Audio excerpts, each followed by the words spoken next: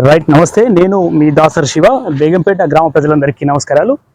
బేగంపేటలో మన ప్రాథమిక వైద్య కేంద్రం ఏదైతే ఉన్నదో ఆ ప్రాథమిక ఆరోగ్య కేంద్రం మన ప్రభుత్వ ఆసుపత్రి చుట్టూ కూడా ఈ ప్రహారీ గోడ నిర్మాణం అనేది గౌరవ మంత్రివర్యులు శ్రీధర్ బాబు సార్ గారు నిర్మాణ పనులని చేపట్టడం జరిగింది. వారి ఆదేశాలతో ఈ ప్రహారీ గోడ నిర్మాణం అనేది జరుగుతున్నది. నారు పోసిన వారే నీరు పోస్తారు అని అంటారు. ఏ మంత్రి శ్రీధర్ బాబు గారు అయితే నాడు మన బేగంపేట గ్రామంలో ఈ ఆసుపత్రి నిర్మాణం అనేది చేశారో, తిరిగి మళ్ళీ వారే మంత్రి అయిన తర్వాత మళ్ళీ మన గ్రామంలో మన ఆసుపత్రికి వారు ఆనాడు నిర్మాణం చేపట్టినటువంటి ఆసుపత్రికి నేడు ఈ ప్రహారీ గోడ నిర్మాణం, కాంపౌండ్ వాల్ అనేది నిర్మాణం చేపట్టడం అనేది జరిగింది.